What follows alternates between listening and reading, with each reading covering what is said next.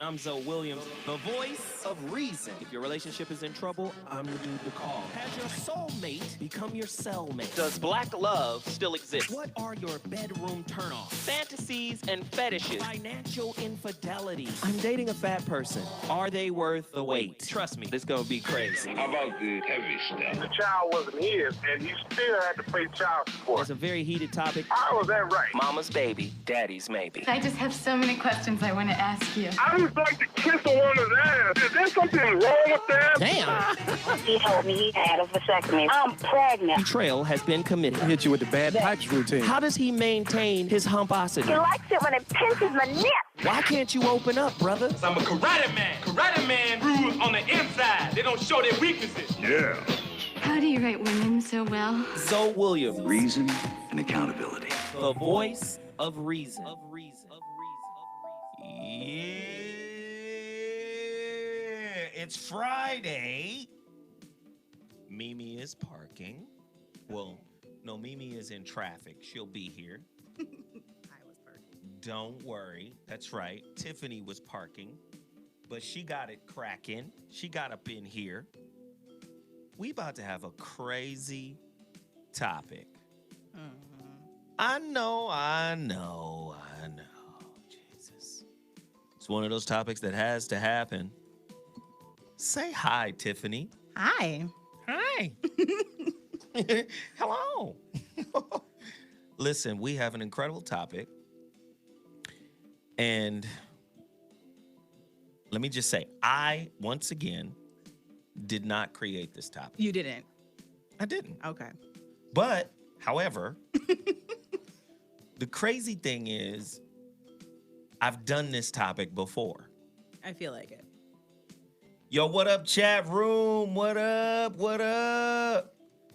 Chat room, what's happening? Listen, if you see me yelling and screaming at the chat room, Dash Radio listeners, it's only because we broadcast this show live through my YouTube channel that has over 30,000 subscribers. Hey.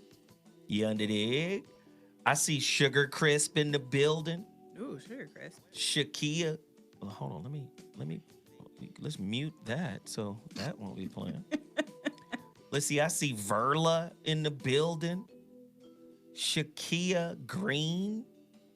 Tramel Green, they might be married. I don't know. Thomas Cannon in the YouTube chat room. What up, what up, what up? Welcome to the voice of reason. It's not always reasonable. However, the voice cuts like a knife. And it cuts like a knife. I'm tripping right now. It's good. Oh my I'm turned goodness. up. I had 2 bottles. No. Yes. I love it. Okay, go ahead and tell them what you had. That's 2 bottles. I of. had 2 bottles of Total Package Energy. There it is right there. You see yeah, the I have bottle one right there. I have one right here. Hold on. 2 bottles of Total Package Energy. Do you understand? Oh, yes. This shit is religion right now. Right? It really is. I'm like a Total Package Energy Scientologist. Everything must come through Total Package Energy. Yeah. You I'm just drank on all it. the Kool-Aid. Hey, man, this stuff works. It does work. Hence And why I always have one with me. And I keep urging people because we had a tough month after a great October, we had a slow November. So I keep telling people to go ham and eggs and just get 2 cases. 2, yes, get 2. It's payday. Go get yourself 2 cases of Total Package Energy. It's worth it. I promise you. Also, I'm wearing those pythons, those black pythons. Yeah, they look fly with these ultra cool pants Zoe has on today. Oh yeah, I'm rocking some fly dashiki pants, the red ones I was telling y'all about. Oh, these are them? Yeah. Oh, okay. You see the little gold stitching down the side? I mean, just on some King of Zamunda type shit. For real though. My son works. You know, so I love promoting Android Home. Like I said, anybody that is a Voice of Reason listener or So What Show listener, you're going to get 25% off when you go to Android, like the phone, Ohm, HOMME.com, AndroidOhm.com. You're going to get 25% off of their sneakers. It's a luxury sneaker brand, super fly, high-end, high-quality get down. Oh, there's my girl. There she is, Pretty Brown Kim. Hey, what's happening, Pretty Brown? They coming in the chat room. Listen, do me a favor, chat room followers. Take the link to this live YouTube broadcast and post it all over your social media. I almost forgot. Let's do that. You now. dig? Post it all over your social media. Let's invite people into this conversation because when we get to it, it's about to be ugly. You dig? Not ugly. Well, it ain't gonna be ugly. I think the women are gonna show improve like they normally do. Show improve. Yeah, y'all gonna show improve. I mean, that's what's up. So let me just do this really quickly. Thanks to Brian Hampshire. He just dropped $20. I know it's Friday. Just got paid. Oh, I'm sorry. That's an old record. Maybe I should just stop. All right. Okay, so look. All my people in the chat room right now, I need you guys to show improve real strong. We got to have a really strong day today on the super chat. What is the super chat? Hey, it's this little $sign down here at the bottom of the chat room. If you click it, you are able to donate directly to us. 5, 10, 15, 20, 25, 30, 35, 40, 45, 50, 56. I'm sorry. Just, I get turned up. You're so turned up. I'm turned It's up. Right now. Friday. It's Friday. And I'm excited. And Tiff is in here in stripes. I Looking don't like know. a sexy Candy cane. I look like a damn candy cane giraffe. What? Giraffes be looking hella sexy. I guess. I'm just saying, tall and curvy. Like anything could happen in the jungle. I'm sorry. Proof. It's true. I'm sorry. Don't be. All right, so look, we need a strong showing. I'm going to share this video. I need you guys to share this video. I know people be coming in late, but today's topic is one of those topics. Delivered to me by the same woman who gave us last week's topic. Hey, we appreciate you. She be hitting us with, she be hitting us with some cold shit. Now, maybe this is her way of getting that counseling for free. I mean, she's smart if that's how she's doing it. Maybe that's her hustle. Go ahead on now. I ain't mad at her. We will Nope. work out your issues on the air. Listen, this is a caller-driven show, The Voice of Reason, where there is a roundtable of women that are open to sharing and discussing in great detail some of the subtleties and nuances of the topic. So all you got to do is call us at 323-230-4610. Hey, Phil, do you have that intro set up for me? Ooh. I just want to play it for them. He be shaking his head like, Phil be didn't tell me bullshitting. this He didn't think I was going to call on him. But Phil, I'm going to call on you, my nigga. he's texting boo number 2 of 4. He texting, he watching the damn the game. the if there's a Warriors game. Yeah. If they playing, they ain't playing. I don't know if there's a game. I don't know. I don't know these things anymore. Listen, before I go to the topic, let me just say this, man. Man, yesterday was a tough day. Why? Y'all know the homeboy Truth. I play his records all the time. Uh-oh. His father He passed, did. Bummer. but the funeral was yesterday. Ugh. And his 92-year-old mother was like, Zoe has to officiate the funeral. Oh, snap. Yeah, he has to deliver the eulogy and he has to officiate. I have had to do that like 6 times if you're the articulate one in your family. Man, so you did it. I did it. It was hard though because My homeboy Truth's dad was one of those Renaissance men. This dude created Century 21. Right, you said that. I mean, they stole it from him. Then but they still. stole it from him. And then waited until he died. Like, you ain't gonna be able to keep this in court. Ugh, that's so rude. You don't have the money. But what was amazing about this dude, like when we were 14, this is the type of dude that can walk up and get any building. I don't know how he got it. Because he had like a weird... He had a 501c3 and a 509A1 that was merged. So that meant he could still be nonprofit, yet take profits. Yeah, that's so crazy. It was wild, man. It was wild. Crazy. So he got us a building when we was 15, 16. And then we created a club called Hip Hop Haven. What? Only for, kids like our age, from 15 to 18, no adults. That's dope. My community had something like that. What do they call it? The warehouse. I mean, it was crazy, that's man. dope. This dude, I'd never seen nobody take over a public park. This man took over a public park. Right. Got the park to allow us to have a safe place to be. We turned it into a studio. Hey. And the whole science was, you got to make it seem like y'all teaching how to do this. Right. So we was like, yeah, kind of. We kids. You're like, teach what? You ain't teaching niggas nothing. We're going to make our own records in here. We're going to lock the door behind us. You're hilarious. But he got us the building. But yeah, for the nonprofit reason, like if it looks educational, I could write that off. That shit was crazy, man. Brilliant. Brilliant man. It was called Century 21 Rehabilitation Services. Oh, I love it. There we go. I mean, it was wild, man. That's so super stuff. I was honored to be able to speak at the man's funeral and give him nothing but praise. He was dope. Rest in peace, Mr. King. Shout out to Mr. King. Yeah. Eldridge John King. Man. Somebody said, Zoe done seen everything but Yeshua. Okay, nigga. All right, are y'all ready?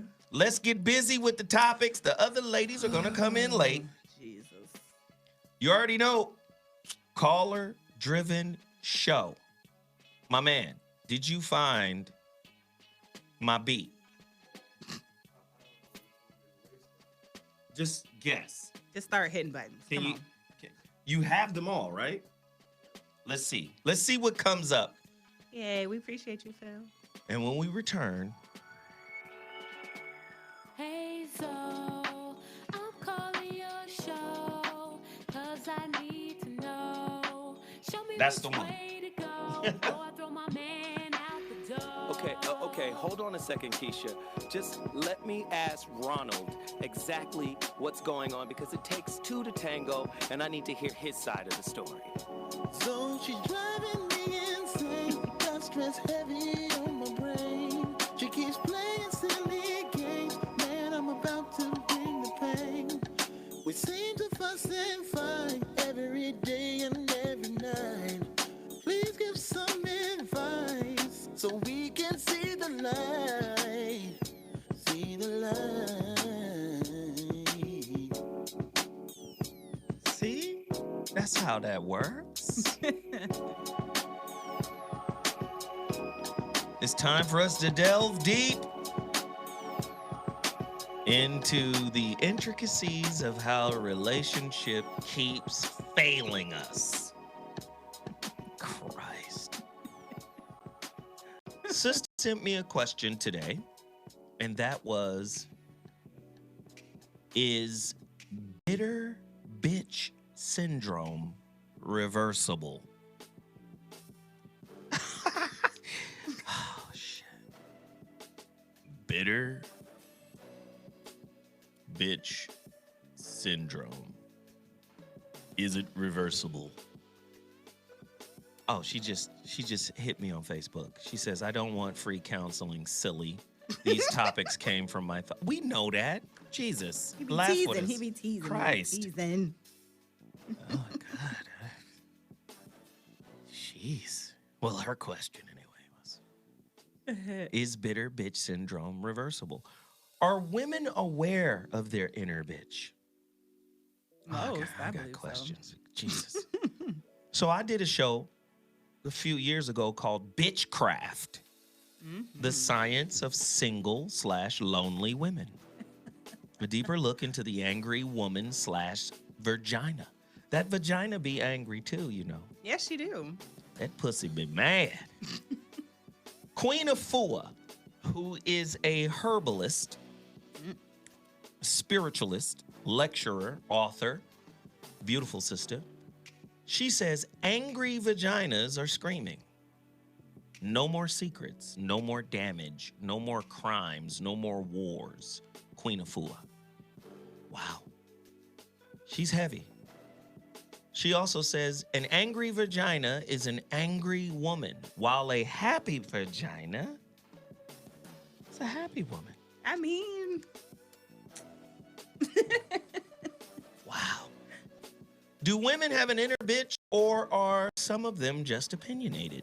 The number to dial is 323-230-4610. Do men have a difficult time distinguishing between an opinionated woman and a so-called bitch? You know, some men be like, you talk too much. You got too much to say. You got too many motherfucking ideas. Who asked you anyway? Fall back, play your position, follow my lead. Yikes. Do intelligent women fall prey to the label of being called bitch because of their intelligence? Oh, shit. 323-230-4610. We want to hear from you. This shit about to get crazy. Do many men resort to calling women bitches because they're resistant/combative/petty towards women who call them out on their bullshit? Oh, yeah, that part. Ouch. That part. Word up. 323-230-4610. That's the number to dial. Question: are you dating or married to Nagatha Christie? Oh, that sucks. Hope not. Not Agatha Christie, Nagatha. That would suck. Nagging ass. You think you're gonna get me to change because you nagging? You think if you keep talking, if you're the squeaky wheel, that I'ma somehow oil your ass? No, I'ma lubricate some ass around the corner. I'm just saying, we need to understand the whole bitch dynamic. In what ways can the angry bitch-made ways of a man trigger a woman's inner bitch? Ah, shit. I don't have to ask too many more questions. I'm gonna go right to Tiffany because she's in the building. I am. Speak to us about the inner bitch in you and how she could just take the wheel and just be on one. Okay. The scenario in which intelligent women get called bitches for, you know, basically telling you about yourself, that definitely happens to me sometimes. Not that often, but it happens when, like, I feel like if I don't want to talk to you no more, like, say and I'm like, this isn't really working, and I try to tell you I don't want to anymore. My experience is men really don't just take no as no. They want, like, similar to women, they want some explanation, or you have to, like, hurt their feelings to make them go away. So then here comes me, like, well, you asked, and I give you a list of reasons why we don't. And then now I'm a bitch because you asked me why, and I told you about yourself. Look at there. Yeah. You like it, though. I sense. You know what's sad is I really don't. Like, I would prefer to just be able to be like, hey, I just realized we shouldn't talk no more, and you just leave it at that and, you know, go on your way, because I really am a person that's about, like, empowering people and lifting people up. So the fact that I feel like I have to, like, destroy to get them to leave me alone really makes me unhappy. But you yourself labeled yourself a black widow. No. But did you not? I just want to be clear. Well, you said it and I co-signed, so yeah. You call yourself a black widow? I heard you say you were a black widow. It happens. I mean, because, okay, the patriarchy and feminism and all of this craziness, I think women take great pride in being able to shit on a man. Oh no. Mm-mm. Again, like I would way rather it be from a place of empowerment. Like if you ask me and I'm able to tell you and you see that as a point of reflection, but that's just not how men take it. Like a lot of the dudes that I end up being like, okay, let's not talk anymore. They like push it to the point where they get defensive then instead of just being like, oh, I asked you and you told me. Right. So like that would be wonderful. They're just able to be self-reflective, but it's not, it just doesn't happen that way for me. Wait. It just hasn't.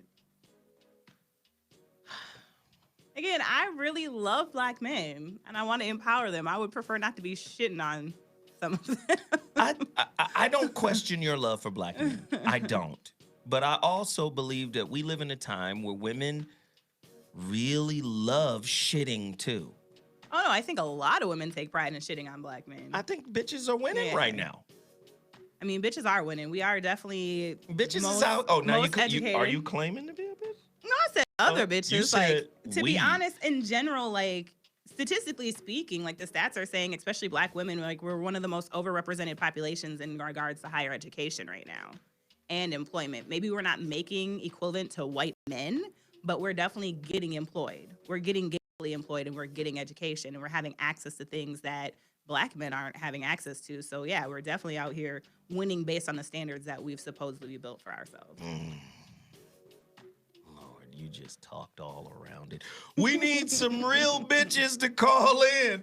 No, but the issue with that is, yeah, they're shitting on men because they're saying, like, I have it, so why don't you? And then they try to tell men, like, why they ain't shit because they don't have it too, not realizing society has made a hell of barriers for Black men versus Black women. It's like, it's systematic. They want Black women to feel empowered, so we continue to demasculate our men. But do you think being a bitch kind of gets in the way of a woman's ability, and we talk about this all the time, to connect intimately? Oh, yeah. And in connecting intimately, or the lack thereof, doesn't that affect your ability to bust off, to have an orgasm? Okay, I'm gonna be real. We talking about stress. We talk about all types of shit that could throw that little yoni box off. I don't know about other women, but angry sex works just fine for me. So bitter sex can make you come just as well as like I'm in love. It's just a different stroke. It's just a different kind of orgasm. Like, but be mad at you and fuck the shit out of you and be just fine. So, yeah. But in regards to actual intimacy, there's a difference between just intimacy. Yes, being bitter, you're not going to actually achieve intimacy because your man's never going to be fully engaged with you emotionally if you're a bitter bitch. If your fist is balled up, ladies, when you talk to a man and you find it clenched up and your fist is balled up, you do know your pussy balled up too. Ugh. Ugh. That's where I'm going with it. Is your pussy balled up? Because you're mad. That's because you're mad. Can we? The number to dial is 323-46. Listening to the voice.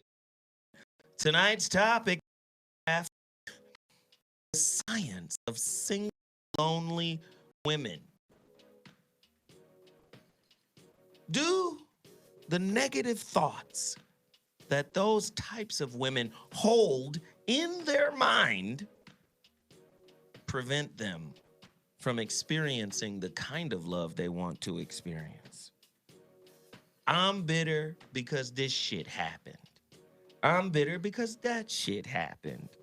Right. I'm justified in feeling the way I feel, and I can feel this way for as long as I want to. I'll get over it when I want to get over it. Well, a lot of them don't even want to get over it. A lot of those women that are bitter take pride in it. It becomes a part of their like personality and their character. More. I need to know. You know, they wear it like a badge of honor. Like, I'm bitter because this, and this is who I am now. This is my defense mechanism. I don't want to experience that again. Especially Black women. That's my experience. It's like, you know, we all have that bitter aunt or whatever that, like, they take pride in that as a badge of honor. The bitter aunt. You know.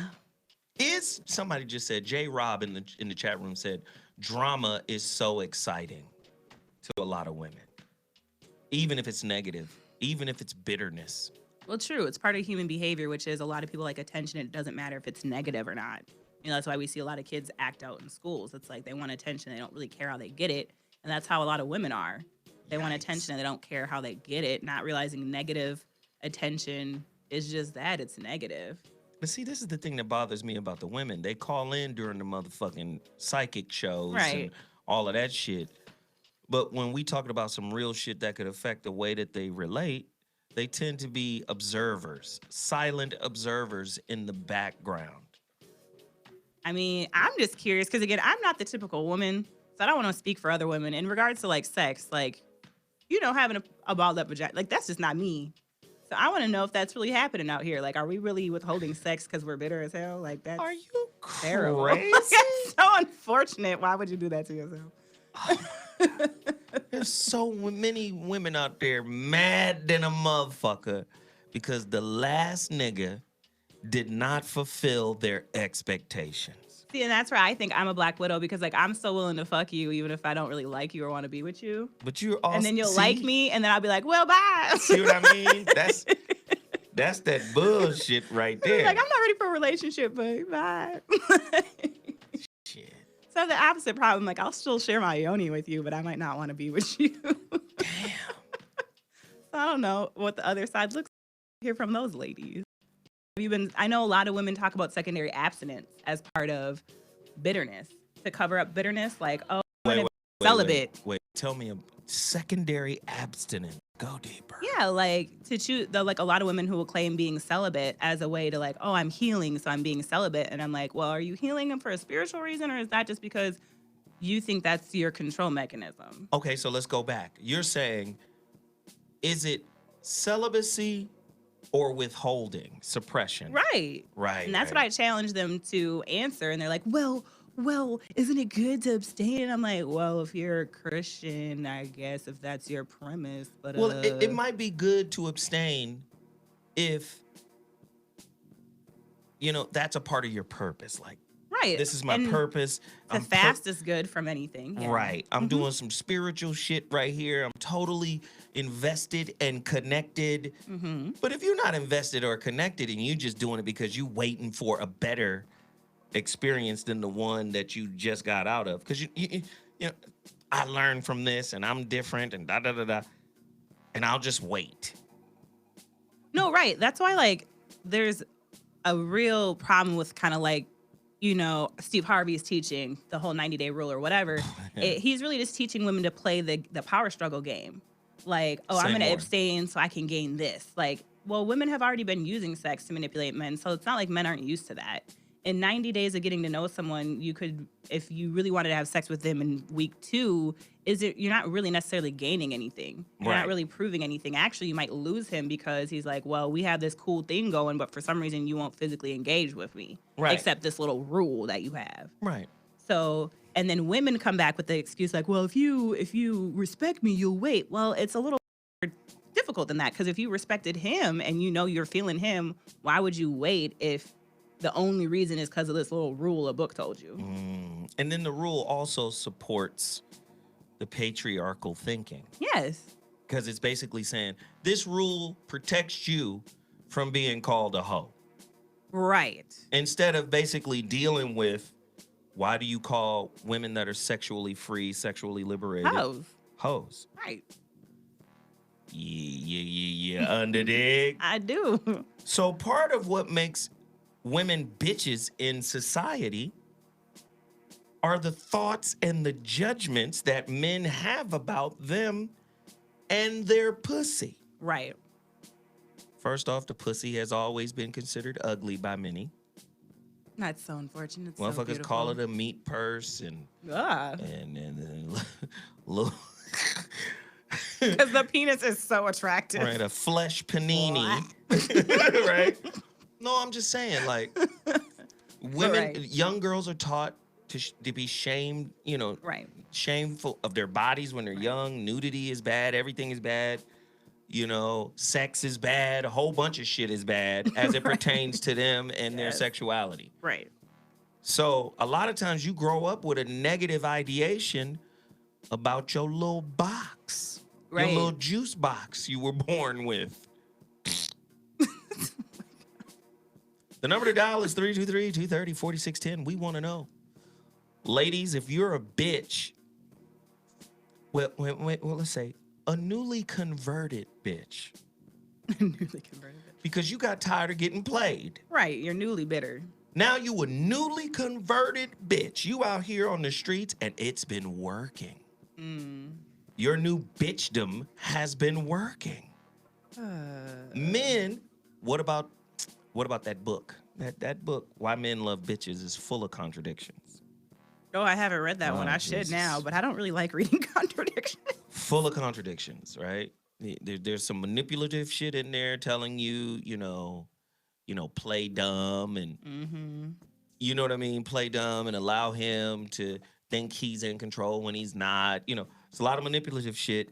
Then at the same time, it's telling you to be, needy and please help me. And that builds up his ego. But then at the same time, be independent and not too needy. Well, right. And that's the weird balance. And everybody's a little different. So, like, someone in here was like, is craving attention immature? There's a difference between craving attention and knowing what level of adoration you like. Like, I tell people, like, of course I like to know I'm liked. Like, if I'm into you and I talk to you, like, of course I want you to text me, like, once or twice a day, like, hey, what's up, cutie? Like, whatever. But that's real chill. That doesn't mean I want you stalking me. That doesn't mean, I need you to call all the time and check in and tell me what you're doing. But so there's like that balance. And then the same thing with independence is like, okay, I'm cool with having my own career. I would like you to have your own. But of course, I want a companion. Like, I want a teammate. So that balance, and a lot of people don't understand what that means. A lot of people say they want a teammate, but they really want someone to take care of them, or vice versa. Whoa. They say they want someone to take care of them, but really they want, someone just to support the shit they're doing. Whoa. So a lot of problems with relationships, especially the bitch syndrome, is women really don't know what they want or what's wrong with them. Ugh. Right? So they're bitter, blaming shit on other people. That's really their own fault. Well, let's get down to the nitty gritty.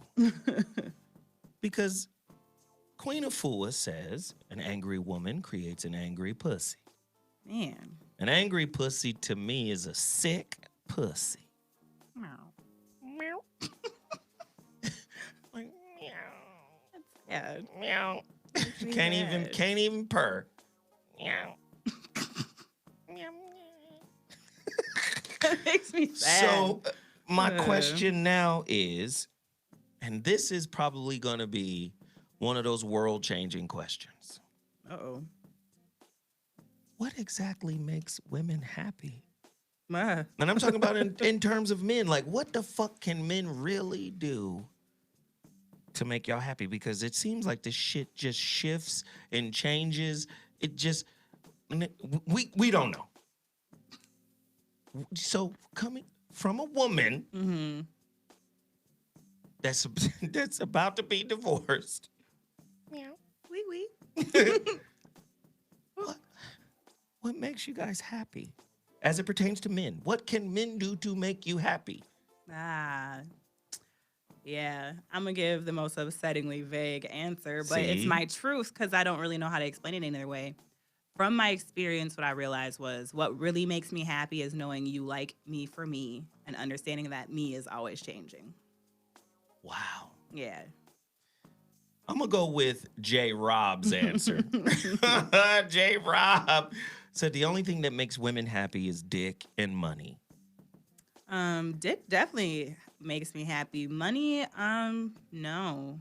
Money can make me unhappy if you're not managing it correctly. But I've actually never really been with a baller, like in a relationship. I've been pursued by, men with wealth, actual wealth, but I haven't dated them. So yeah, I've never really been with men who are like, super financially secure. So that's not it, my thing. My thing is liking me for me. And of course, yeah, dick is helpful. Good dick is helpful. But yeah, because I'm a huge personality. I'm a little I'm a little much to bite off. So, and that was, I think, the issue, even with my ex. He believed in me professionally, like my ability to make money and my ability to accomplish things. But I actually realized, I don't think he genuinely liked me and being around me, which is, kind of a problem in a relationship. You spend a lot of time around each other. If you don't like each other, that's going to be a problem. Wow, that's interesting. That is interesting. Yeah. Somebody, Sugar Crisp says dick and the truth. Now that sounded That sounded about right. Ladies, do you agree that dick and the absolute truth would make you happy? Call us right now. The number to dial is 323-230-4610. We're talking about the anatomy of a bitch. BitchCraft, the science of single, lonely, bitter women. Gosh. Those two are good. Dick and truth. That's a good one. I know a lot of women that are like that. Yeah. Is the boss bitch persona the woman's answer to men's bad boy persona? Can a bad temperament contaminate and or make angry a woman's vagina?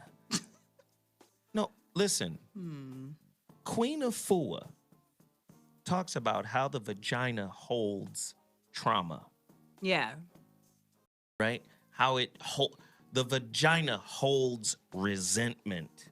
How the vagina holds unforgiveness. How the vagina holds entitlement. Oh, geez. Dang. That's ugly. I know. In the name of Jesus, I know it's That's hard. muchness. Hey, boo. Hey, boo. I feel blessed. You should. Ladies and gentlemen. I'm gonna figure this whole situation out. Let's make room. Mimi's on her way too. This shit is crazy. Now we gotta catch up our latest entry into this conversation. Because this is a woman's topic, and we really want to know from the woman, like, how does a woman become a bitch? Does a woman fight against her inner bitch and then one day just motherfucking succumbs to it? Is the inner bitch like the Sith in the Star Wars trilogy? Like, fuck it, she done went to the dark side. God. And then something like the Sith, bitches be winning. Darth Vader was cold in a motherfucker, wasn't he? I mean, I'm just saying. Today's topic, That's hilarious. BitchCraft, the science of single, lonely women. A deeper look into the angry woman / angry vagina syndrome. Wow. Yuck. Shit. Oof. Seriously, it's not funny. No, I had a woman tell me that she thought her vagina was broken. you mean broken? Listen to this question. These are questions written by women. Right. Can a woman's vagina become angry at them, turned off, disconnected, and numb? Oh, yes, absolutely. Broken pussy. I think this is what my best friend's going through.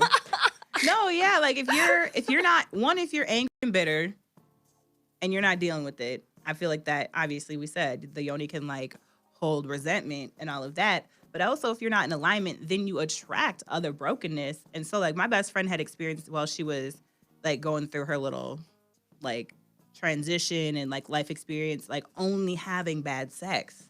Like every person she dated, it was like terrible. Really? And I was like, yo, you need to get like your spirit and your yoni in alignment. Like you keep attracting bad sex. That's not even natural. What is really, you know? What's bad sex considered? Like she doesn't come, or one person was described as stabby. I was like, I don't ever want to experience a penis that is described as stabby. That is definitely, yeah, that wasn't even a thought. Long the and word I would have narrow. thought that you were gonna say. I'm like, did you say stabby? Stabby. So I was Your like, dick oh no. is stabby. Right. Oh. So I told her, I was like, you need to do some self-work and like get in alignment, because that's not good, because that's not my experience right now at all. Wow. I've never thought of like, I feel bad for her vagina. Like, No, you got right. stabbed. No, You got like, and I don't mean like in a good way, like, oh, it was aggressive sex. Like, no, it was painful, right? Like, not enjoyable.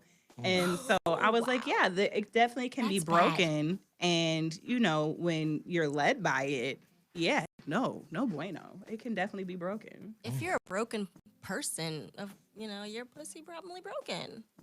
Because like you are, like you said, like attracts like. And when you are broken, you are attracting that same energy to you. And so acting like And to your broken pussy, penises. you know. So I can actually see that. I have a friend that if I were to say anybody that I know, I'm like, yeah, you probably do have a broken pussy. Your pussy be attracting like the worst. I don't even know where she finds these guys except at whatever barrel she scrapes the bottom of. And, you know, they all have their broken penises and she attracts them with her broken pussy. And it's just really sad. Yeah, that's unfortunate. Wow, Broken Sugar Crisp. together.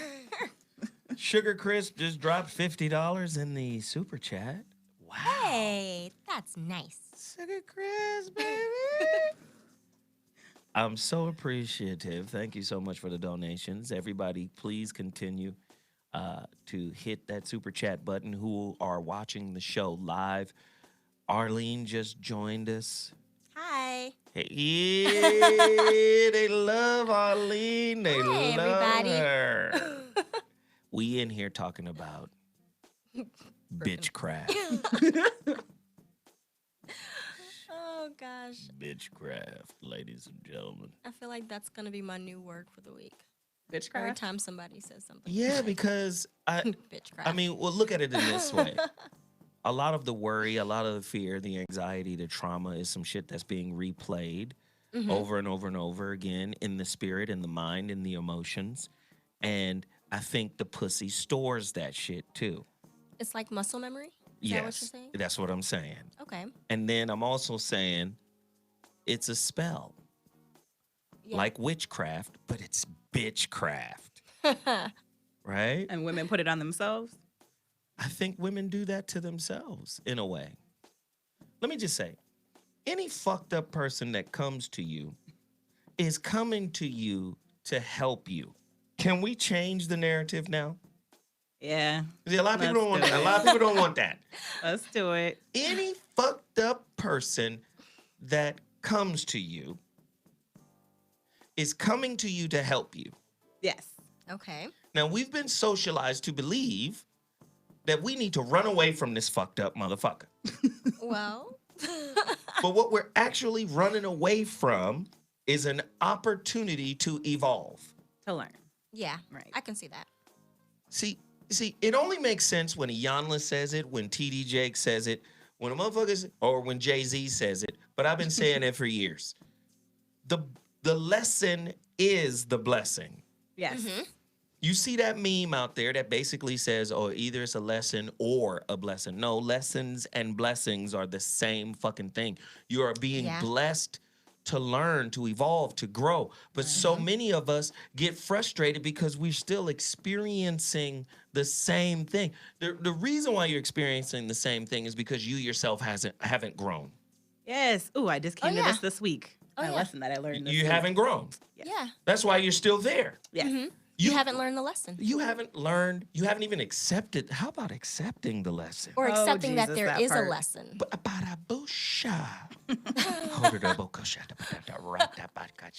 Yeah. I don't know what that is, but again, I felt like it was very spiritual though. I was about to feel it. I'm just saying a lot of people refuse to accept the lesson, ladies. Why is Zoe always putting it on the ladies? Because I believe the ladies are the motherfucking linchpin to the relationship. Right. Men follow y'all lead. They do. Oh yeah, well, you teach people how to treat you. How about it? I call it the platinum rule. Don't teach people how you want to be treated.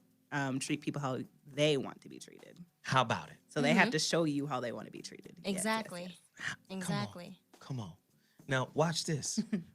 Teaching somebody how to treat you is not the same as teaching them how to love you. Oh, Oh yeah. See, you can't, my godmother said this shit. You can't teach nobody how to love you.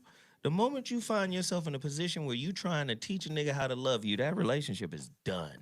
And the thing is, people can only love what they're able to understand at that moment. Ooh. And what they're capable of giving at that moment. That's what they can love you with.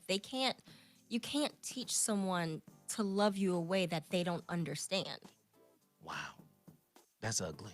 Well, and sometimes Zoe's number one favorite piece of advice to me is to just be. And I feel like that's what love is. A lot of us think love is doing.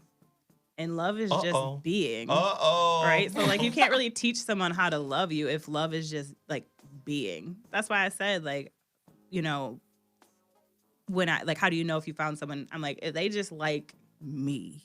Like, we don't have to do shit. We don't have to, you know, be doing, going, thinking, talking, chatting. Like, let's just sit here, motherfucker, in the dark. Like, it's straight. Like, right? Like, but see, just that's some mature shit right there. Exactly. Because the thing is that a lot of people aren't comfortable quiet by themselves. Right. Without the distractions. So how are they going to be comfortable with you alone without a distraction? Right. Oh my God. You know, when you get quiet, the real you show up. And a lot of times motherfuckers use stimulation, doing, moving, going, seeing, participating as a means of not having to show up. Yeah. How many times have you been on a date with a motherfucker doing something, but he not present or she's not present? Right. It's almost like they just going through the motions. Yeah. When my husband and I when we go on our date nights, it's a rule. We put away our phones. Right. We leave them in the car because at that moment, look at this work grown ass marriage over here. I'm fucking with y'all. Everything else can wait. It'll be okay. It'll still be there when we come back. All of it will definitely be there. And we you know, turn off your phone. Our focus is on each other. Our focus is on sitting talking about what's going on in our lives. What do we want? What are we thinking about? What happened today? And you can't do that when every 5 minutes you're checking your phone. Right. Wow. Well, you know what we got to do real quick? We got to shout out some donations that have been coming in. Hella donations, eh? We got a lot of $10 donations, and I appreciate every one of them. Reggie, Indiana 76. This for the good brothers and sisters we all kick it with in the VOR chat room. Respect. Thank you, Reggie, Indiana 76. And then we have Kyrie Rashidi, $10. Get the diet and the mind right, then that yoni will get right. Oh, this is true. Oh, that's real. This is true. That's very real. Your diet is off, your yoni gonna be jacked. Yeah. And if your diet is off, your mentality is probably jacked too. Oh my God. Yes, true indeed. Listen, ladies, I'm not responsible for you being a bitch. Proof. I might be the lightning rod. You would say lightning rod. Or the match that you know what I'm saying? Sometimes you need a match to strike the fuse. Yes. To trigger the fuse of your bitch-assiness. Bitchosity.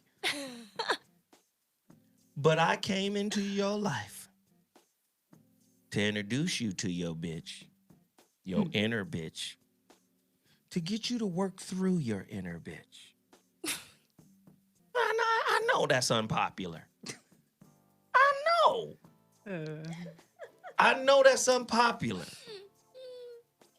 I like my inner bitch. She said, I like my inner bitch. I'm saying, your inner bitch, your inner bitch is powerful. It could be used. Listen, I'm going to use a basketball analogy here. Kobe Bryant. I'll say I won't understand that. No. She owned it, though. She said, No, Kobe Bryant, man. One of the best basketball players in the world, or used to be, was able to do something that many NBA players can't do today. Oh, he leaves it on the court. It's being able to transmute his anger into performance. Right. Oh, most people can't do that. Shaquille O'Neal was one of those motherfuckers. One of the little secret things about Shaquille was don't get him angry. Because then he'll drop 60. Right. Kobe Bryant was the reverse of that. He was looking for shit to motivate him to get angry. Right. So he could drop 60. But Shaquille would coast. And if you fucked with him, then you're going to catch 60. Yeah. So again, the inner bitch can be redirected into a higher level of performance. But that's if the woman is not afraid of her inner bitch. Well, and I was me and her are friends. Yeah, finding the balance. I would say because I'm going through it right now, to be able to channel your inner bitch into productive channels. Like every day is pretty much a struggle between like being bitter at my ex in my emotional life and channeling that into my professional life. Like that's a day right now. It's almost a daily situation because like literally the financial aspect of the situation is just so fucked. Like you can't help but think about it every day. But I'm like, instead of being bitter about it, I see it as a lesson every day. Like how have I benefited from this fucked up situation? How have I become better? And where am I pushing my career because of it? Or you could look at it this way. Money is a game. Oh, money is and they're always changing the rules. And every time you go down, there's still an opportunity to come back up. Yes. Exactly. You're just in a down, fucked up situation. But if you follow a particular protocol, you can get out of the situation. Absolutely. Financially. Yeah, of course. That's how you just like, that's like I said, how you can channel it to not be bitter. I'm like, man, I'm really, by 2 more months, I literally won't have any debt except my student loans. Like everything else will be paid off in 2 months. Good. Because I was like, ugh, I got super motivated. Well, I mean, and the thing is that, you know, the thing about channeling your inner bitch is it makes you very focused. Mm-hmm. You have tunnel vision on the things that you need to accomplish because it becomes almost like your mission to deal with it. Yeah. To deal with those feelings. I have to this will make me feel better. So it's these little milestones that'll make me feel better. Right. And so, I mean, in that way, yeah, the inner bitch is great. I mean, in business, you know, right. You don't let anyone, speak over you. Don't let anyone push you around. You don't let anyone tell you that your opinion and your advice professionally is not valid. Right. But right. But you also got to know when to tell that little bitch to sit down. Sit your ass down. So that part. And in relationships, that's definitely a thing. I mean, I sent my husband this little video the other day, and I laughed when I watched it. It's this little, those little animated videos they sent about Barbie. And it was basically her, like, every time the guy said something, her dark side would be like, bring up something he did 3 weeks ago, finish him. And, like, every time he'd say something else and be like, cry, just cry so you can win the argument. And she's like, I'm not gonna get mad at him and start a scene. And then the bad side comes up and action. And I sent it to my husband, and he laughed, and he was like, yeah. And I was like, oh, it's a battle. It's a battle. Sometimes I have to battle her. She be wanting to come out, and I love it. I love it. Listen, I'm going to play another one of our little intros right now, just reminiscing on the Foxhole days, and then I'm going to take a phone call after the intro plays. I got one right here. Just turn it up. Relationship dumbasification, a thought-provoking conversation with the voice of reason, an exploration into why you and your girl just can't relate. The world is tuned in to the voice of reason, blowing up the Foxhole every Thursday evening. If your man is tripping, then talk to Zoe before you leave. Maybe y'all can make it work, and if not, he can tell you exactly how to tell him to kick rocks. Intelligence with lots of comedy, it's not your average show. It's Zoe Williams, the voice of reason on Foxhole Radio.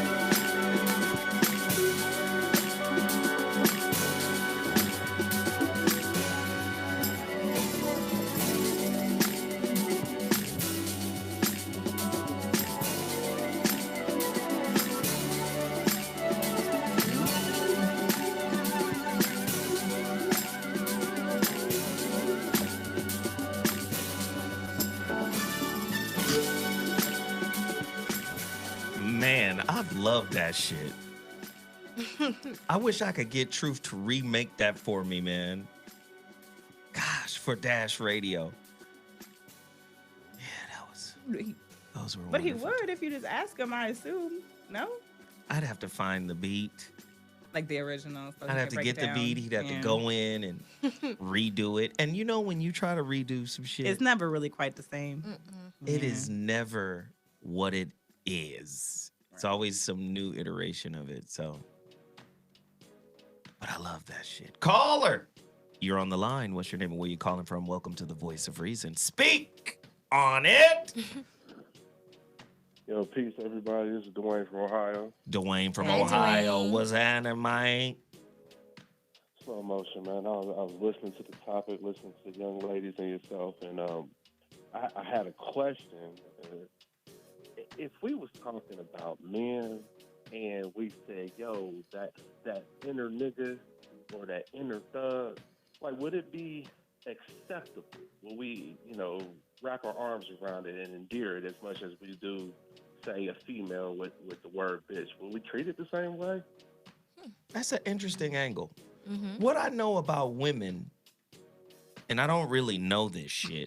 This is like just a fucking hunch I might have on some bootleg private investigator type shit. But what I know about women is these motherfuckers are contradictory, ephemeral, and inconsistent ideologically. Yes, truth. So, Yeah, that's probably about right. bitch is a term of empowerment to them amongst their friends. But if a man calls them a bitch, God damn, it is World War IX. It doesn't have to even be a man. It just has to be somebody you don't deal with. Right. Bitch, I mean, it's really offensive to them. Well, I think So- society And has that's done why that, I just the phrased language, yeah. And Yeah. I'm just confused, like, what? Huh? And that's Ladies? why I phrased it the way it did, because if we're talking about men and the word nigga, we would respond to it pretty much the same way. Like, it's okay for some and okay for others. Now, my thought process in regards to that is the same way that we've been conditioned to take this word that was actually wrong, a vicious word, we took and internalized and tried to make something good of it. I feel that women do that with the word bitch. Now, in regards to what you were saying about women and how, they kind of don't know what they want and they kind of all over the place, they got two sides, I personally feel like a lot of that is based on us and how we've treated them for, I don't know, a couple centuries. No, hey. Yeah. Let's just go with the last couple of 100 years. Yeah. And where they've been at. They've been at the bottom of us, although they give birth to us. Like, does that make sense? No. Yeah, We I got treated you. them that way, so that's how they respond to us. That's what I think. Hold on. Thank you for the caller, brother. I appreciate Yeah, that definitely. information. Good call. We're going to deal with it. But let me deal with this YouTuber right now. Denisha Fry. She said, I just called. Well, you just hung up, too. Right, we saw you. We saw you call and hang up. Stay on the line. Stay on the damn line. You've been talking shit for 2 weeks about how when you call in, you gonna need 30 minutes to talk. I'm peeping your shit. Right. I mean, we sure the hell ain't giving you 30 minutes, but we'll give you some time. Jesus. The number to dial is 323-230-4610. Brother brings up a great point, though. He about, does. About men. Yeah. This is why I always say, if women were as strong as men, they would be kicking our ass. Domestic violence would really flip. You mean physically strong? Physically stronger. If you guys were equal to or stronger than us, y'all would be beating our motherfucking asses. Well, I Tell said the that's truth. the only way to be honest. I agree, but I think that's the only reason why my situation ended the way it was is because I am equally physically strong as my ex. Like, we had a situation one time where, like, I flexed up on it. Was you and- against his ass? You was against his neck? Like, I'm what's just- up, nigga? I mean, that was What's the up situation. now, nigga? One time I snapped and he was pushing all the buttons, and yeah, I grabbed him by the neck, like, the fuck? Put the And motherfucking lifted him up condom by on. his neck. Damn. It took one time. I was super, I tell you, like, to the day I'm embarrassed and I'm ashamed. And from that day, I was like, I never want to be in this situation where I snap to that point. Kind of like your Aries moment, right? You're like, oh, fuck. You was like, take the goddamn condom off, nigga. I was just like, I was so It's I baby was time. disappointed in myself that I even found myself in a relationship where that's a situation. But from that moment on, like, we digressed because it was like he was pushing me to try to get me to be physical from that period on. And I was like, this isn't healthy. I'm never going to touch you again. I don't ever want to be in a situation where I'm putting my hands on anybody. I haven't touched anybody since the 7th grade. Do you think he wanted to win? Is that why he kept Well, really pushing what it? I think he wanted was to be able to report me and for the relationship ending to be my fault instead of it being Gotcha. his fault, which there's so many reasons why we're both fucked up, but he has a Yeah. lot more, like, measurable reasons why it's fucked up. Mm-hmm. So yeah, but I think that's the only reason, like, we were able to keep a little balance is because he did have actual physical fear over me. Like he realized like, oh, she's not gonna just take this, and she could punch me back and it could hurt. So that, like, you know, if I would have been a weaker, smaller girl, he really would have been dominating me in a different way. But instead, he became emotionally and financially abusive because he realized he couldn't physically dominate me. Because I'm a strong ass female. I'm strong as fuck. But you know what? I also think a woman being a bitch is the emotional, you know, side of the game where I could be a bitch to you and make your life miserable, and she extrapolates power from being that. Just like you might extrapolate power from saying, okay, I'm gonna make it hard on you financially, you know, or I'm gonna make it, you know. So, you know, I think it goes both ways in that way. Do we Especially have a in a... I'm sorry, go ahead, baby. It's Denisha. I was just gonna Denisha. say, especially in a relationship, because if you know your partner, you know your partner's weak moments. Right. You know what buttons to push. You can push them like no one else can. No one is a better button pusher than women. You'd be surprised, shit, man. Y'all My niggas ex got was the that shit on king. lock. But I think the more you love someone, the more you you allow them to push your buttons. Like he knew exactly what to push, and I let him push them because I was so in love. Like, so you let them push your buttons. Okay, our callers don't know what to do here. Denisha, listen, I can tell you're a problem. You trying to run this shit from the chat room. She said, say when to call. Call right now, goddammit. Someone said my dude was 5'4", 100 pounds. No, he was actually 6 foot, 230 pounds when that moment happened. Goodness Wow. gracious. Yeah, I've never met someone where I equal them physically in strength. Now, I've met people where, I mean, I tend to equal, like, I can best people with in other ways, you know? Listen to her. But Her like little Victorian side, I will best you. I can best them when it comes to like guns and But weapons. you're a petite woman, so of course, like, You know? men are gonna be bigger than you. Yeah, but I mean, I think in my lifetime, I had one guy brace up to me, and he was a big guy, and he did not win that. Because if I have to fight you, I'm fighting dirty. I'm gonna pick up any and everything. Because if you go put your hands on me, I'm putting everything I got my hands on you. I know little Arlene is crazy than a motherfucker. Like, I'm gonna play dirty. I'm gonna get a bat. I'm gonna. No, I mean, I let light you your know car up on front. fire. Like, I don't do that. No, I don't do that. Oh, but I God, mean, here I'm we like, go. I'm Ladies, gonna protect myself. Okay, hold in some of your inner bitch. We've got a couple of callers. Let's get them in because I didn't heard somebody say they would set somebody's car on fire. We're gonna move past that. Caller. I said I was asking. You're on the line. What's your name and where you calling from? Welcome to the Voice of Reason. Speak on it. Caller. This is Denisha calling from Kentucky. How y'all doing? Hey, girlie. We can hear you. Can y'all hear me? Yes. How y'all doing? We good. We want to hear about your inner bitch. We gonna give you space. Yes, give me space. Well, first, let me tell you how it even began for myself. And it was mostly because I was with a person who was just completely selfish. And at that point, it made me question my own goodwill. So at that particular point, I had to realize what was more important, myself or the relationship. And I had to choose my damn self because, you know, it just got me to a weak point where I couldn't even, I'm sitting here thinking, like, I know you're supposed to say these things to people. This is how you're supposed to, you know, be there for people. And you got me acting like, you know, I'm the one that's wrong. So on the emotional standpoint, it got to the point where my soul was completely suppressed. And at that point, you know, my spirit completely abandoned me. And I think I put in the comments before, that's the twin pack. You know, you don't get one without the other. So mentally, all that has to be, like, elevated. And when you're in a complete mental, you know what I'm saying, you completely messed up. You know, you don't have that ability to regain and, like, refocus to be like, you know, this is who I got to be. This is what what I should be doing. So I think that's where really how the inner bitch gets triggered. And at that point, you know, I was unstoppable. You know, I left. I did what I had to do. I had a young daughter looking at me. I couldn't sit there and allow her to see me crying and broken and just upset and angry all the time.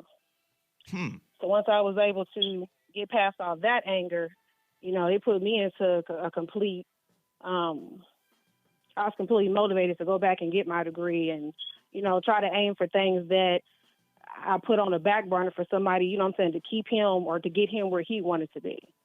So at that point, when I realized it was all completely unappreciated, oh, man, I was an unstoppable force. Interesting. That's yeah, very interesting. You know, I don't, I could go I on don't, and but on. listen, I don't know you personally. Mhm. So I'm going to give you the opportunity to either confirm or disprove what I think based off of what I've heard. Okay. I'm going to need you to label or list, and I'm not going to say 5, I'm going to say 3, right? Mhm. Your top Yeah. 3 negative and or limiting beliefs that justifies your destructive inner bitch. I know that's wrong. I know that's a bad question. Man. That was a lot. That's a heavy question. A lot of people Right, don't, it was a lot. a lot of people don't It's a ask heavy themselves question, so this I- question. Because I heard her say what triggered her, Mm-hmm. but I did not hear her say what is innate in her. Mm-hmm. The trigger is to expose the innate. That's what the trigger's for. Mm-hmm. Once it's triggered, now you know, oh, this is one of my shortcomings. Mm-hmm. Yeah. That's Oh, what yeah. the fuck Right. that relationship was for. I need you to list those 3, and are they still within your being?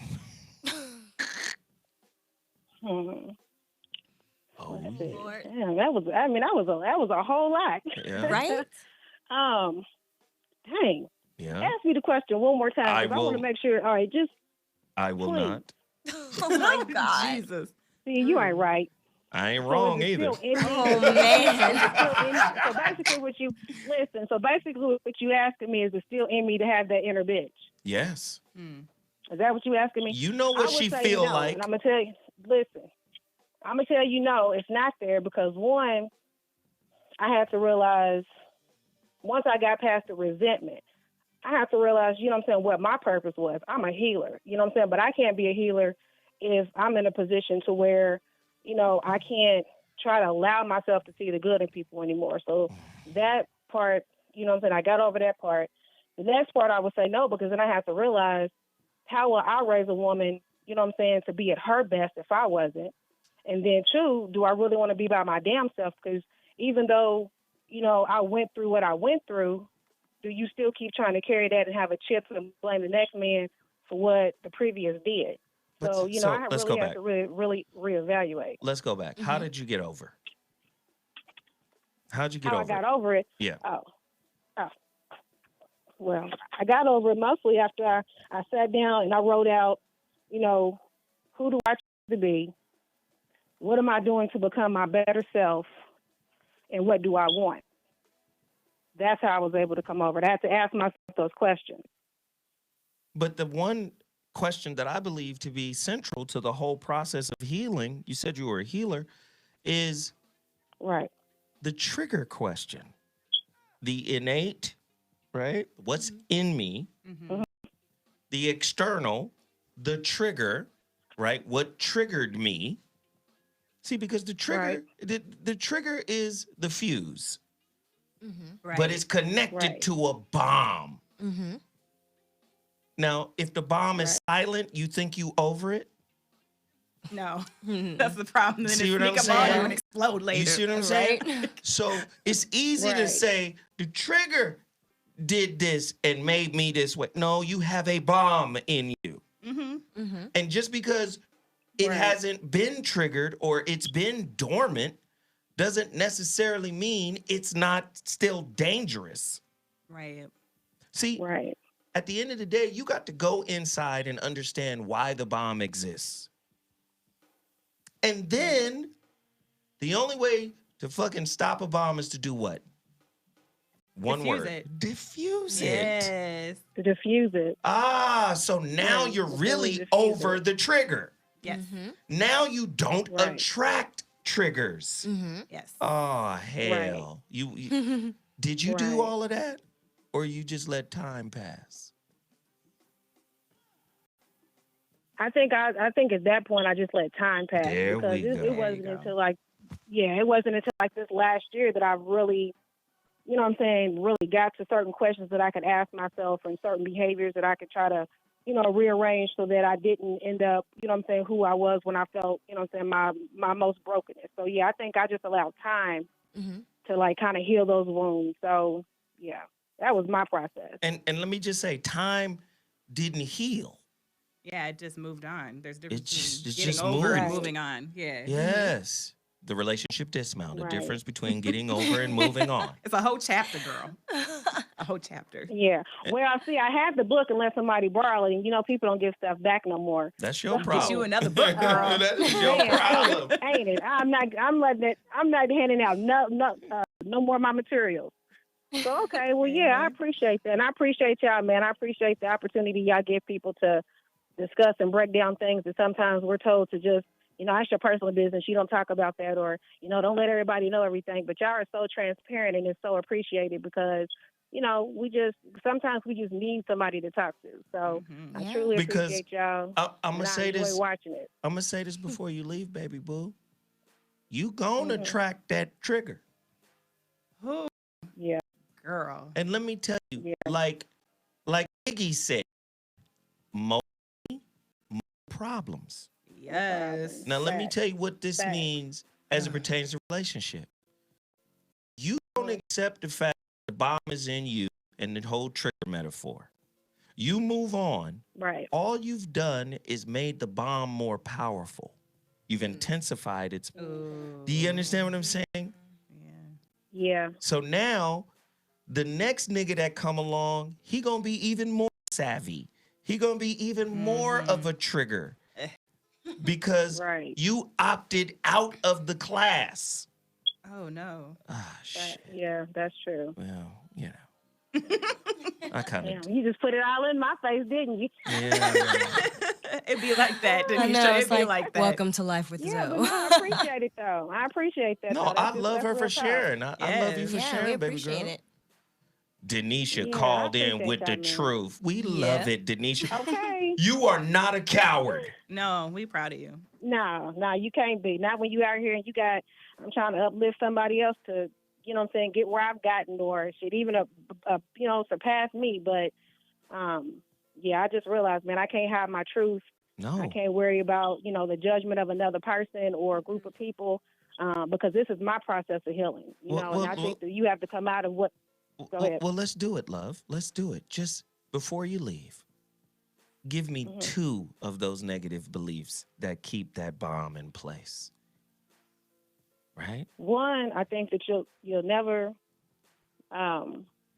be able just to be vulnerable. I think that's a fear because I think that is something that you do want to experience because it allows you just to be that free spirit and no worry. I think another one would just have to be, that if you're still looking for that same type of guy, if you're still looking for the one that, a particular height or a particular color, or he's got to have certain things a certain way. Bomb material. I love it. That's bomb material. Yeah. Right? Yes. Yeah, you're going to continue to keep getting that same type of guy just with a different name. So I think those would be my 2. I love it. Girl, you better Right, I tell the appreciate truth y'all. out to this motherfucker. That's why I be Man, trying we to. gotta- Thank you, Denisha. You've done your deed. Yes. We appreciate the call. Thank All you so right, much, I love. appreciate y'all. Aye. All right, bye-bye. Bye. She been trying to get in. Right. Well, she had something to say, too. She definitely had something to say. And her call was exactly 30 minutes long. Exactly 30 minutes. That's hysterical. Tone Talks just joined the building. Yeah. Where the hell is Mimi at? Tone Talks. Freeway Rick is in the building later on. We talking tax reform. Oh, Jesus. Oh, Lord. Trickle down is about to trickle down on black people. Well, and while you're in here, let's get a quick preview, man. How does, the effects of, the growing, wealth gap, create, because today's topic is BitchCraft, the science of single, lonely, angry women. A deeper look into the angry woman. How does finances make women angry or keep them angry or keep them worried or keep them judging or, all that shit. It's, financially shaming a nigga because he ain't at her level. How does that contribute to the bitter bitch syndrome? Oh, my. Look, all I know is ain't gonna be no more trading kids. Trading kids. We done with tax deductions for children. Oh shit. Like that whole thing is changing. We just all get 12,000. I don't care how many kids you got. Wow. And so like when people realize that the tax refund ain't 9,000, it's 2,000, it's 2,200, you gonna see some magic in January. Oh, if they get it through. It might be next year at January, but they gonna get it through. But because they got enough votes for it. They got enough votes. How does it affect the African American family, this particular tax plan? Well, let's just talk about it in a basic sense. We've been trading kids in the ghetto for a while now. Let me use your kid on my taxes this year, and then I'll break you off a piece. A piece, right? We've been using, they say something like 66% of black children are in single family households. Well, the idea of the single black mother is so much undergirded by government and by, not just like government in terms of WIC. I'm not talking about Pell Grants. I'm talking about so many different systems that are set up where, so like take for instance a black mother that it makes 65. Right. Well, if you have 2 children, you could take 23,000 off. Your adjusted gross comes all the way down to like 30 something. Right. Well, now everybody gets 12 off, so your adjusted gross is like 4. You qualify for a whole nother level of programs. You're in another 48. bracket, right? You're in another bracket. So what you gonna see is she gonna bring that magic to that father. Ooh. There's no more like I'll just do it on my own and I can't talk to him no more. We gonna have some conversations going on. Right. Now I need your help. I didn't have to put him on child support. I was able to do my not no more. Not no more. That's kind of a wash. And I think that what I use to illustrate it is we don't understand the swing that's about to happen. Let's look at another sweet spot, the $35,000 3-kid mother. 3 kids, $35,000. You take out that 25, because that's what they was taking off. They adjusted gross 25.5. That means that you only had like a AG of like 4,000. Yeah. Well, now we only let you take off 12 like everybody else. Wow. So now you have an AG of like 20. Yeah. So like an AG of 20 means you don't qualify for as much stuff. In addition, you don't get as much refund. Yep. In addition, we're starving the beast. That's why I got Ricky. And the last time we saw this was Reaganomics and trickle down. Yep. So when starving the beast happens, we have light in the ghetto. Extreme poverty. Wow. And that's the thing. It's like we had this with Reaganomics before.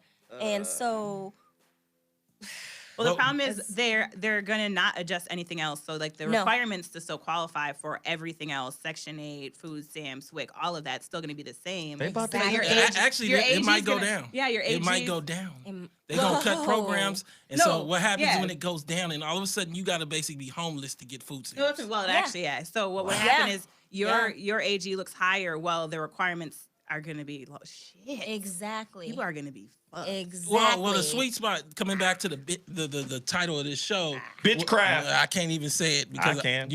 Tone Talks has certain explicit language requirements, but I'm just saying we don't. but coming back to it, we're freer than you. Downstairs though. No, but for real though. In the newest studio. I ain't got no comeback. Hey, but coming back to this, I think that in a lot of ways, what we don't realize is that Black America was living on patchwork. So like we was patching our lives together. Well, what happens when they snatch the patches away? Your body fall apart. And I think, I told Zoe this might be the last Black Thanksgiving. And I think in some ways what we start to see is a reality where next Thanksgiving people gonna have to potluck it. And everybody's gonna have to grandma ain't got enough to just have it all set up for you just to walk in and the turkey's there. And I feel like, I think it's gonna really challenge how many look, coming back to your point though. How many people gonna take in their niece if they don't get no tax deduction? Right. I'm asking you, though. Yeah, it's gonna be a struggle. How many people gonna fight in court if they don't get no tax deduction for their kid? Wow. Between a mom and a dad. I'm asking. I don't think very many, especially in the Black community, because that's when you find out the limits of family. When somebody get in trouble, well, you on your own now, nigga. Right. It's not like white folk. truth. When white folk get in trouble, okay, we're gonna call the family lawyer, or we're gonna call, It's true. you know, the lawyer that we've always had on retainer. You know, that kind of stuff. When you get in trouble and you black, 99% of the time, you're on your own. Right. Yeah. That's the limits of black wealth. We don't have it. Well, we were on our own with government support. You know, it's so funny because in the comment section, so often I get, we don't need government. Everything about your life is built on government. Yes. And so look at this Pell Grant. Think about going from being a single mother of 2, hardworking, and you got $70,000 in gross income. But your AG, because of the 2 kids, one of them is college age, the other isn't yet, was about $47,000. So you qualify for the Pell Grant. Right. Your oldest can get the Pell Grant. What about all of a sudden, now your AG, take off 12, is right above 50. Exactly. Right. And no Pell Grant. No Pell Grant. You got the money or not, though. Wait. Exactly. Kevin Kinman said solutions. I'm going to give you a solution. Change your perspective of life based off of the information that is available. A lot of motherfuckers don't want to change their perspective. The solution is the same solution I gave Denisha, who called. When she said she moved on and she did this and I started breaking down the process of what it actually means to move on, she recognized that she actually didn't move on. Correct. So when the same shit applies to you, Kevin, you said solutions. Well, nigga, go study the information, the data. I got another solution. Right. They got one for you. They're going to send your kid back to your house. Right. Your kid that's at UCLA, they're going to ask you, can you solve this $8,000 problem that's been created? And if you say no, then your child is out. and that's the end user. That's what they're going to do on that end. But I'm saying on the other end, you got to change your expectations. Right. I know you don't want to change your expectations, but you got to. Right. Yeah. How about it? What does that mean in a real way, though? I'm going to say this. I believe anything that is possible is inevitable given time. Ah. However, not from a space of fantasy. Meaning, I was like, he lost me on the last part. nah, not from a space of fantasy. Meaning, when you are rooted in the truth of what's happening, Okay. anything that is imagined, anything that is projected based off of the truth is inevitable. It can happen. It can manifest. But you cannot manifest the truth from a fantasy. I got a question is, though. Middle black family worth $4,000. We done established that. Right. Bitcoins are 10,000. Why are we talking about Bitcoins? Oh, God. I'm just saying. Everybody think they can get one Bitcoin and solve all their problems. And they don't even know what a Bitcoin is, how they mine them, how they create them. I'm saying a lot of the problem is we don't understand this is the solution. The solution is to take you out of the equation. Exactly. Take your dreams, take your hopes, and put you back into a caste system that we just came out of. Oh, yeah. Oh, definitely. Because if you take away the safety net, who falls? Poor whites, blacks. Exactly, because we don't have the trapeze. We just fall. You just fall. You just fall. And so we come back to the real purpose of this show. Somebody said, I did the show on technological unemployment when I was talking about how in 2020. Was that audio up yet? Yes. Okay. I was talking about in 2020, which is less than 2 years away. Yes. 2 years and 30 days or some weird shit. Right. Right? I was talking about how 50% of all of the jobs will be automated. This is industry 4.0. Right. You sitting around talking about make as much as I make, not understanding the changing technological landscape, which is producing technological unemployment. Exactly. Which is why Elon Musk and Zuckerberg and Gates and all these motherfuckers is talking about UBI, Universal Basic Income, which is like universal fucking welfare for every person on planet Earth. AKA communism, if you want to be real. So this goes back to my point, Tiff, about you can't manifest the truth from fantasy.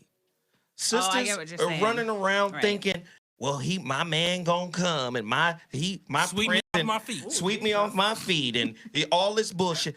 God damn it. If you don't get a lot in alignment with the truth, don't expect to manifest the truth. Yeah, that makes sense now. So now let's understand the data. Let's understand why these divergent belief systems are not working any longer, and then challenge them and delete them from your fucking mentality, and then rebuild a new one based off of the truth. What if that's your whole psyche, though? Oh, shit. Then you got a problem. You got to kill yourself.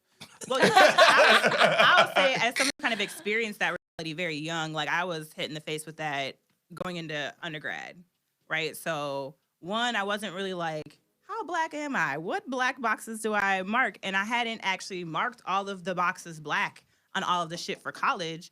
I was marking like mixed, white, black. Like it was a confusing fucking situation, all those stupid ass boxes. And so when I got to college, they realized like, oh, you're black and you didn't tell us you're black on all your shit. You might qualify for some stuff because I was a trio student. So I was first generation and I was a student of color. And I was like, cool. So they're like, trio students usually get free housing. They usually get this, usually get that because I went to a private college for undergrad.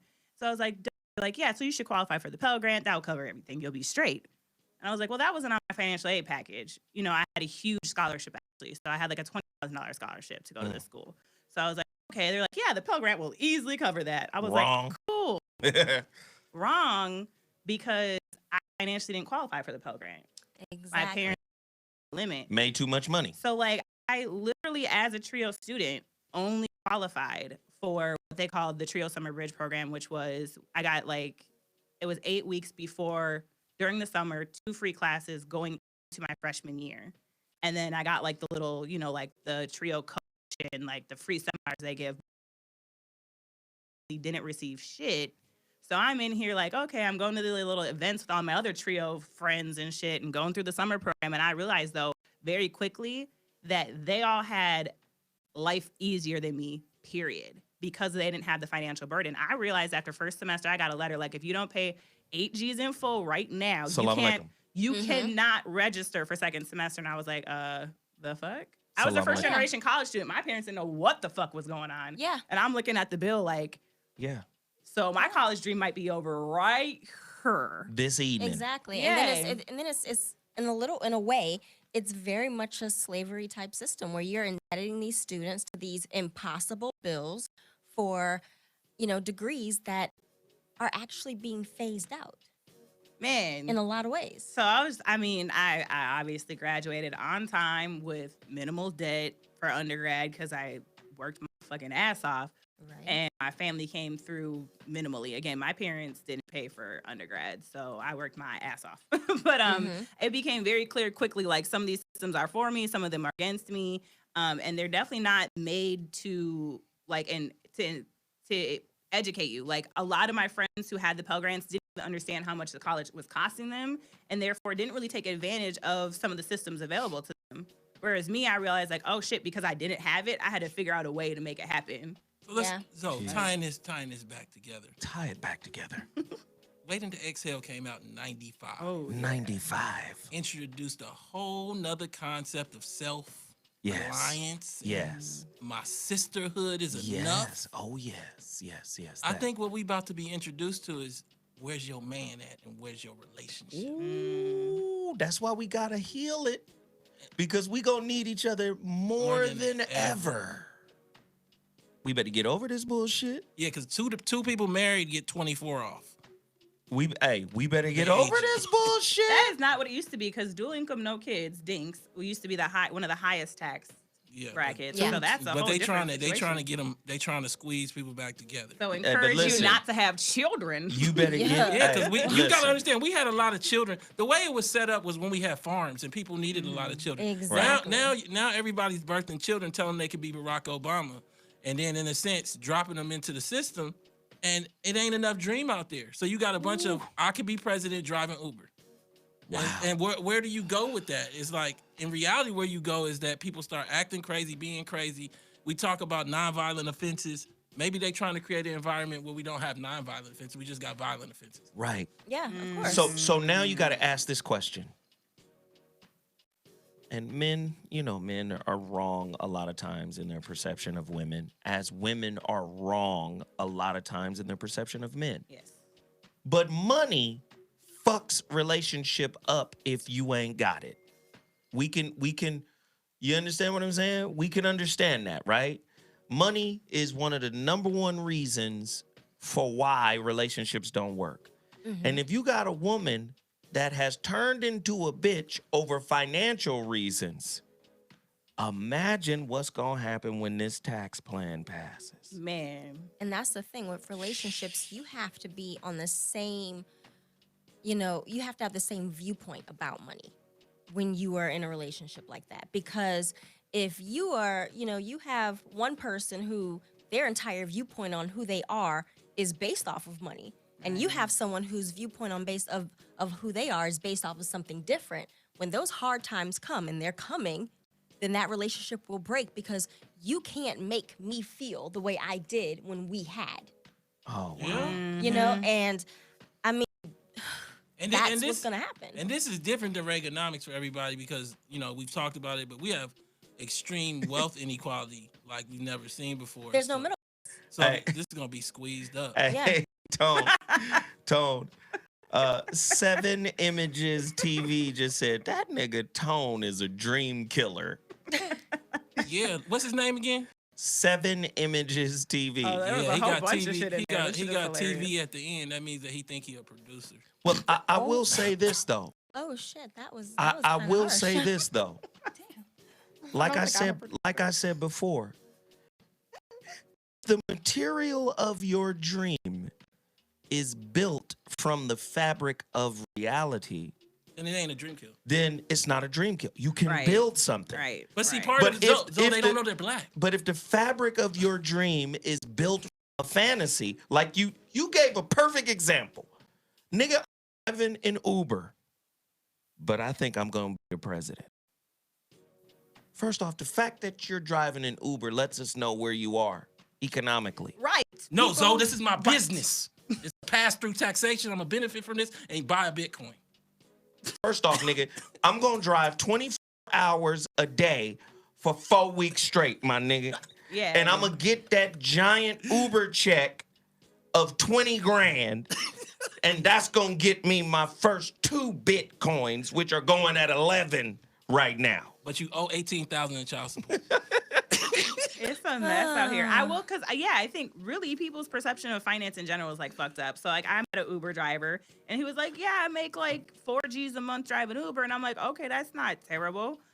He's like, yeah, but I live in this big ass loft downtown. I'm going to do what it takes to live there. It costs me $2,600 a month. And I'm like, you are retarded. So, like, wow. Wait, what? Like, I'm not going to drive an Uber for 80 hours a week to live in a fucking loft downtown. That you're not living in because you're always driving a fucking Uber. Exactly. But What see, the hell? but see, that's the problem with the context of this very show, is that the archetype is basically to believe that slavery, Jim Crow, race does not impact your life in such a way that it locks you down. And I think we've experienced a little window here where people, Jay-Z exists. That won't happen no more. And it's like a trip because I'm just telling you. You kill my dreams, nigga. I'm going to make the next Black album. Okay. What year did that come out? Oh, shit. 2007. Oh, what year is it now? 2000. Shit, nigga. Okay. Your window has passed me, bro. Yeah, and so for the reality of like solutions, one of them should look smaller. Yeah. You can't really do that now because you already got the 2 babies here. But that's what I just said. Adjust your expectations. Yes. Trying to live like Will and Jada because When you don't have willing you don't have that.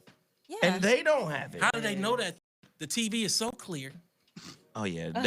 4K television. For real. Think about this. Hood logic. Back in the day when you looked at like Good Times and all that, you knew you wasn't there because it was fuzzy. Right. Well, now, when you watch one of these shows, it's so clear that you forget that your apartment is one studio.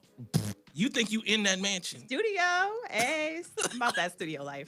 I'm just saying, I think that the mastery of capitalism, of Amazon, we don't really equate to how that creates a fantastical like reality for race and for black folk. Oh, and especially like if you look at how internet interferes with that as well. I mean, because you have these people stunning for the gram. And they have to have a certain type of car. They have to have this. And it's like, okay, but you had to, like you said, drive 80 hours in an Uber to afford that BMW payment.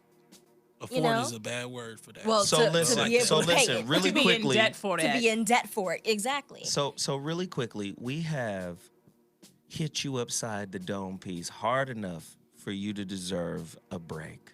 Yay. We're gonna take a quick break and listen to one of my back in the day sound drops for the voice of reason. Let's go with it. Let's go. This is the death of relationship dumbmassification, a thought-provoking conversation with the voice of reason, an exploration. That's all right. You played that one. Let's get another one. I want one more. All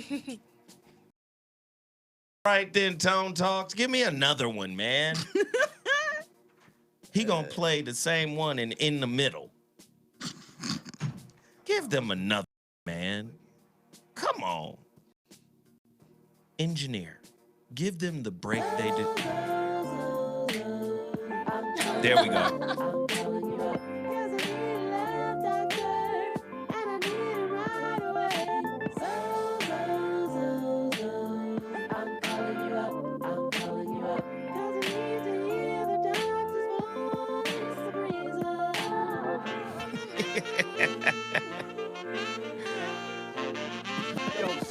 So I got this two-timing chick who got her revenge from when I was on my two-time tip. And even when I tried to correct it, she couldn't get past how she was disrespected, neglected my effort, a pair with no trust, dirty games and affairs that been tearing us up.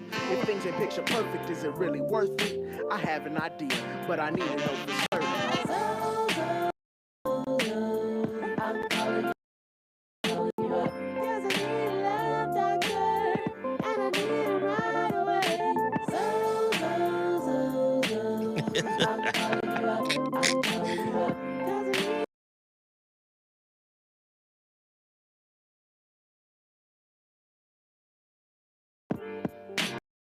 I love that shit. It's corny, but I love it. Let it ride.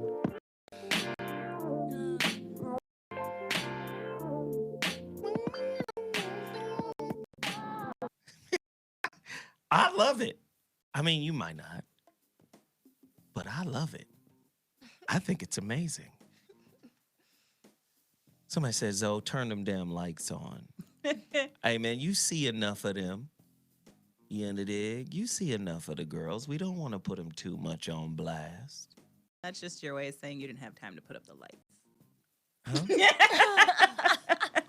No, I actually could have put up the lights. I'm just teasing. But you know how I am. Sometimes different feel. You do. I want a different vibe. As a matter of fact, we got a different vibe playing right now. Turn that up. You're listening to the voice of reason on DASHTALK Radio. We're in here talking about relationships. We're talking about the things that excite the inner bitch. BitchCraft. The science of single, lonely women. How many women do you hear talk about being lonely because they can't find on level? Well, that fucking tax, that little tax bill that's about to pass is about to level the playing ground. Ooh, wow. That's fucked up, ain't it? Mm-hmm. Shit. We got to get over the fact that, you know, we've been through some shit and we've been hurt and the bottom line is we need each other. Yes. We are a fragmented group of people within a country that could give two shakes of a fat rat's ass about us. Basically. You under dig? There's examples in history where when we came together, they bombed the city. Fuck it. These niggas got 600 businesses? Exactly. These niggas is living. Okay. Man. The first airdrop happened there. The first time a bomb was dropped from a plane. They dropped a bomb on a city of black people doing well. So that's an indication that they don't want to see you do well. We live in a world where slavery exists again. Man. In Libya. Not even like, yo, they're selling them for like $400. A human being for $400. You under dig? I can't even get an Apple Watch for $400. Let me tell you something. That is been happening. Well, We right. just happened to get a video of it. Right. Right. And listen, we live in a world where just the image of a black president is enough. Well, we got one. Well, Exactly. at the end of the day, did we do well under him? Did he advocate for us for real, for real? Because I know he was signing bills giving money to Israel. For sure, right? Right. Okay, cool. I remember for all the No, people out there. large amounts of relief to Israel. Right. People don't know we've actually been giving Israel relief for like 40 years. For a gang of years. So he did what every other president did. Right. But at the same time, did we as a group of people advance? No. So people be asking me, hey, Zoe, why you be doing these relationship conversations? Because, nigga, the quality of our relationship has to improve in order for the quality of our children and families to improve. Right. Which would improve our legacy. Yes. But we don't have no legacy because it's me against you. It's the white man. It's child support. It's the court system. It's broken families. It's children being born out of wedlock. It's divorce, high divorce rate. It's a gang of shit, man, that affects us disproportionately than everybody else. Right. So how come we can't go in and say, well, what's wrong with our relationships? Because that's not the way it was designed. It was designed to be crabs in a barrel and to live in that barrel. And those who try and pull up, you pull back down. Wow. That's the design. I mean, it was a very intelligent design. Wow. But I mean, I think the difference is that right now, with all the things going on in this country, is that it's actually just holding a mirror up to the black community. And now the black community is seeing that they don't give two shits about you, and your life does not mean anything. Wow. You know, I don't care if you're a rich nigga, you're a poor nigga, you're a middle class nigga, you a nigga. And that's the way people are being treated in this country. And now, you know, they were like, oh, I'm gonna let them niggas get a little money and they might feel a little bit better. Right. You know, but then I'm gonna take it away from that nigga again. Yeah, or I'm gonna parade 4 or 5 niggas that got some money to make them think that there's equality in the system. To make them think that niggas are making money. And then they're gonna work more and work harder, because then it's gonna be putting more and more time and hours into my corporation, which is in turn going to make me those $1 million that I'm making every year. Wow. Well, they said, well, I mean, there's so many examples of people with hope are more productive than people who are hopeless. So that's why they sell us hope. They were saying, like, there's a new scholar that's proving that, like, the reason why the Catholic Church basically created Jesus, not that he wasn't a real person, but the way they developed the stories and published the Bible was to instill hope in the lower class, because they're more productive that way. They'll actually be more submissive. Exactly. And the same thing with, like, the Nate Turner story and stuff like that is, like, that basically, yeah, you give poor people hope and they're more productive. To believe you can become more is the key to making poor people stay where they are. Yeah. And so that's how the system was created. That's how it was designed. So yeah, like trot a Beyonce and a Jay-Z in front of us and make us think like it's possible. Right. Yeah.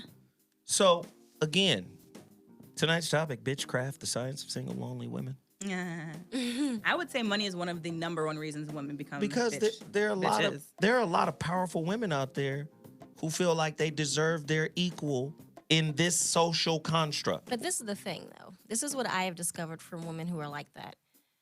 Women who only value people in relationships and men based off of the amount of money that they're coming in, that's not a specifically man thing. That's who they are. Right. They value everyone based on that. They value their friendships based on that. They value their family members based on that. It is how you are valuable to them. So it's not even just, you know, it's actually just a byproduct. It's a byproduct. So when you're talking about somebody who, you know, their value is based off of what you can show, it's the show me mentality. Can you show me new shoes? Can you show me a house? Can you show me this? Can you show me a bank statement? You are, in their mind, you are showing them their value. Right. And if you are not contributing to their value, you aren't valuable. And it doesn't really matter if you're a man, woman, friend, family member, you know, colleague, someone I could work with. It doesn't matter, because all they see is how you benefit them. Wow. I would agree that that's one. I feel like there's 2 types of better bitches when it comes to money. One is that they're bitter because they depend on others because they don't believe in their own ability to generate money.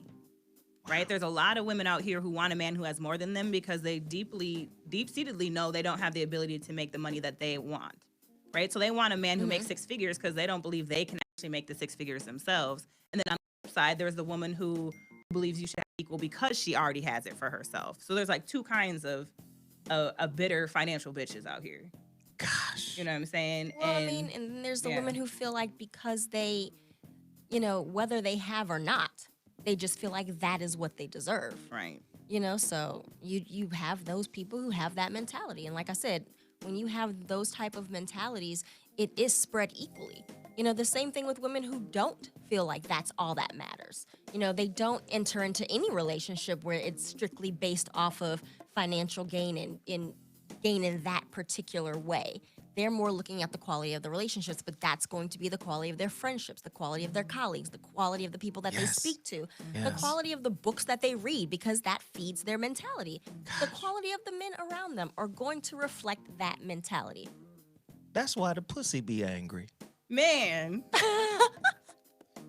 Listen, you just disgruntled, you're sad, you're angry, you're always judging, you're comparing, you're not content, you're a malcontent. You want somebody to be able to put up with all this sourness. Yeah.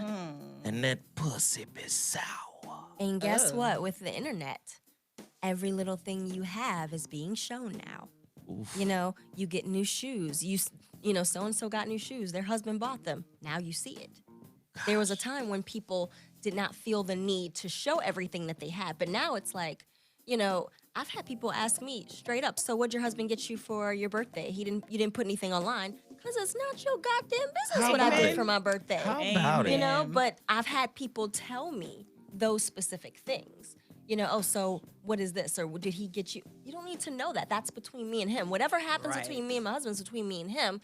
But because we're in such a show me mentality of a country, of a nation, of a society, where it feels like if I don't see it, it does not happen. Truth. Feel like if you didn't document it, it didn't happen. Exactly. I'm the opposite. People be so mad. I forget to document pretty much everything. Oh, I specifically don't. I show what I am okay with people feeling like they have the right to know. Well, my whole thing is I've always been more of a person where like I like to experience life, not document it. Exactly. So like my best friend was like, shit, we didn't take no pictures when I was here. And I was like, that's because we had fun. Because we was enjoying life. She's like, exactly. True. She's the Snapchat queen, right? So like she snaps everything. And she's like, I was in LA and I didn't snap anything. And I was like, because you was living life. And I feel like that's how it's You supposed to weren't be. bored. When you are living life in a way to fit it on your screen and to show and prove to people that you're living in your life, you're not living life because you're so busy comparing yourself to somebody else's Snapchat and somebody else's Instagram post, and instead of actually enjoying your life. So, I mean, I don't document a lot of stuff because I'm just enjoying. Just live. Arlene. Yes? Can you intro our caller for the first time? Bring them in, Arlene. Welcome them into the Voice of Reason.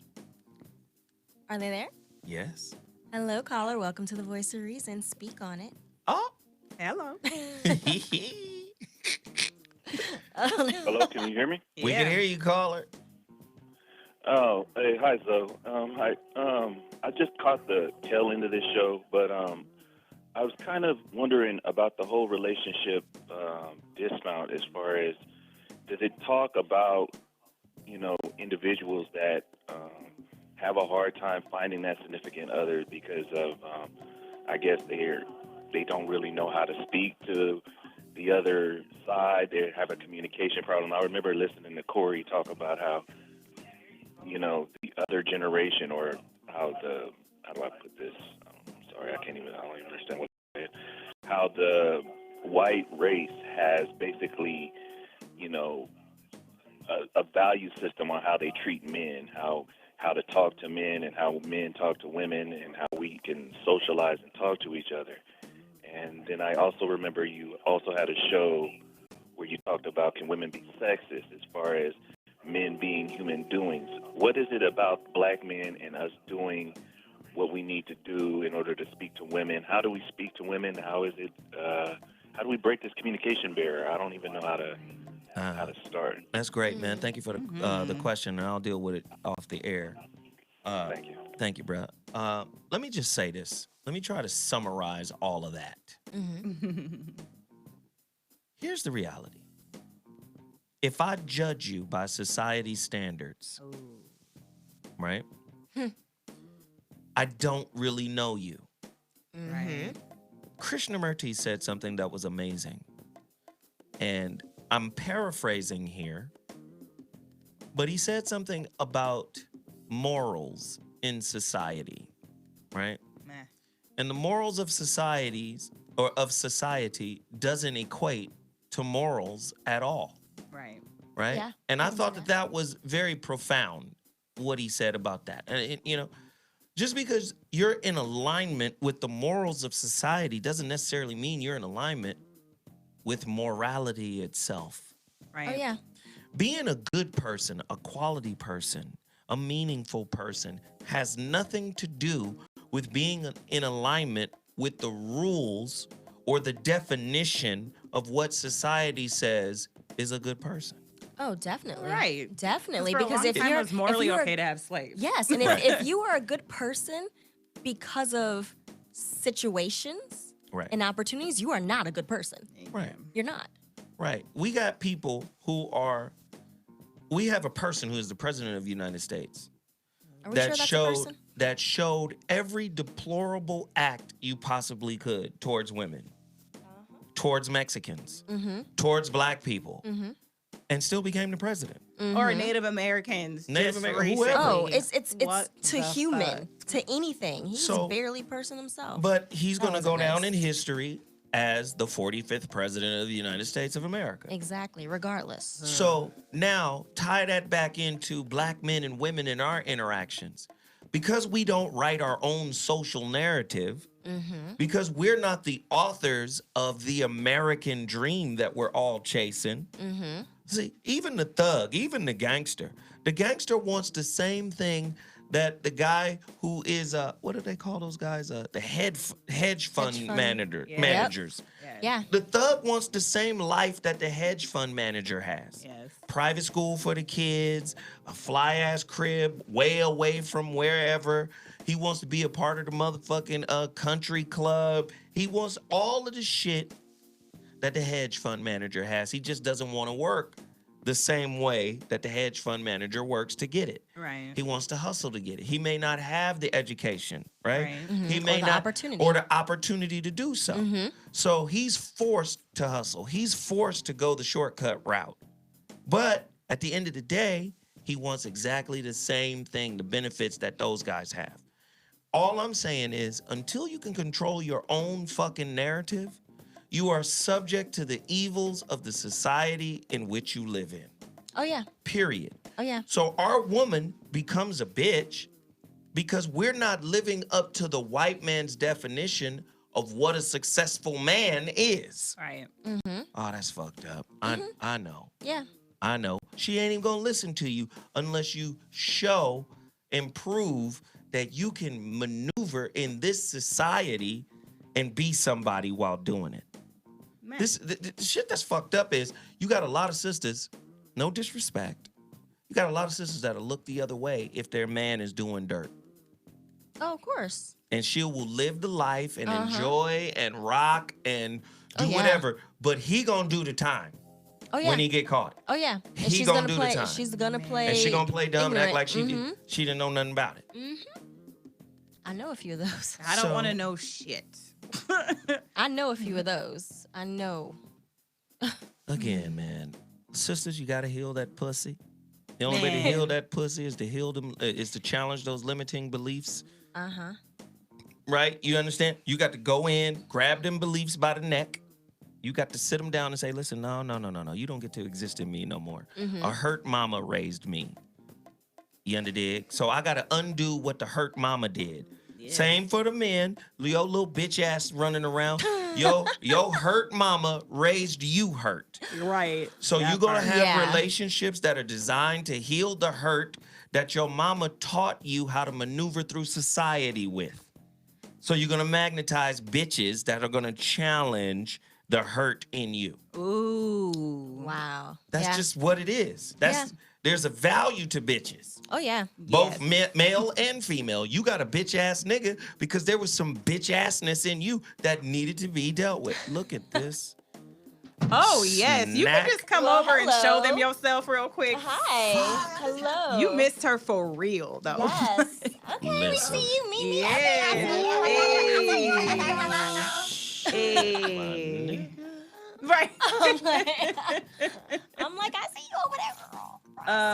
What's happening on Friday nights? Where you going? Where we going, though? Where we going? What's up? Where you going?